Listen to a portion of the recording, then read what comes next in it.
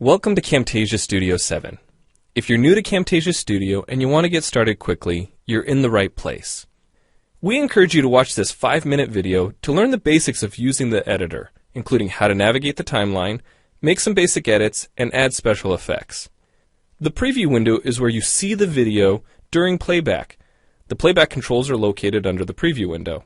In fact, the video you're watching in the preview window is a sample project playing directly from the timeline you see below. After you watch this video, we hope you take some time to practice what you've learned using the content on the timeline. So let's start with the timeline. This is where you assemble and edit your videos. At the top of the timeline, tick marks represent time in terms of minutes and seconds. When building a video, you'll work in a horizontal manner, beginning from the left and moving sequentially through time towards the right. To make precise cuts and selection, use the zoom slider to magnify the view of the timeline. And when adding elements to your video, such as a call-out or audio clips, these are placed on different tracks. Tracks are created automatically, when you need them, when elements are added to the timeline. So depending on your video, you may be working with several tracks at one time. To change the position of an element on the timeline, just drag it. To change the length of an element, drag the edges in either direction.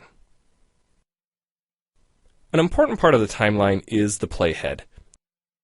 The playhead moves the timeline and indicates the current frame displayed in the preview window. To view your video, click play in the preview window. Notice how the video and the timeline's playhead stay in sync? Click anywhere on the timeline and the playhead moves to that point. The green section of the playhead is called the in point. Click and drag the in point to make the beginning of a selection. The red section of the playhead is called the out point. Just click and drag the out point to make the end of a selection. To bring the sections of the playhead back together, double-click the gray playhead. To split a video clip, position the playhead at the desired location and click the split button. And if you want to remove a portion of your video, make a selection with the in and out points, then click the cut button. If you make a mistake while editing, click the undo button. Next, we'll look at the clip bin and the library. The clip bin holds recordings, audio files, images, and title slides being used in the project you're currently working on. Then there's the library. It stores video clips, intros, callouts, title slides, and other elements that you want to use from project to project. The library is also pre-populated with professional animations, music, sound effects, and other content you can use in your video for free.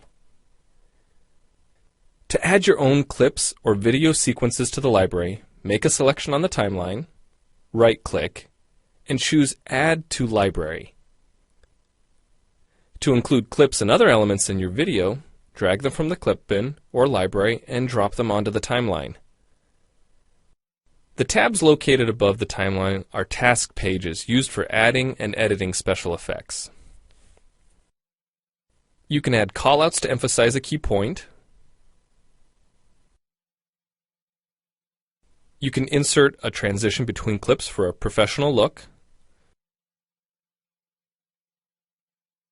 Apply zoom and pan effects to focus on important details. And draw attention to the cursor by changing the color, size, and more. If you double-click an element on a track, the playhead moves to the beginning of that element, and its task page opens, allowing you to make edits to that element. So we've shown you a few ways you can navigate and edit your video, but how do you get content into your video? Well, to make a new screen recording, click the Record Screen button. If you already have an audio or video recording to use, click the Import Media button. When you've made edits and added effects to your video and you're ready to share it, you need to produce the project to create a shareable video. Click the Produce and Share button, step through the wizard, and Camtasia Studio creates a viewer-friendly, shareable MP4 file ready to upload to screencast.com, your blog, or a website. Well, it's time for you to try Camtasia Studio out for yourself using the content on the timeline. The help file in Camtasia Studio will help you use each of the Camtasia Studio features and applications. The Learning Center on TechSmith.com has in-depth video tutorials and other sample projects to download and practice with. So we hope you enjoy Camtasia Studio. And happy screencasting!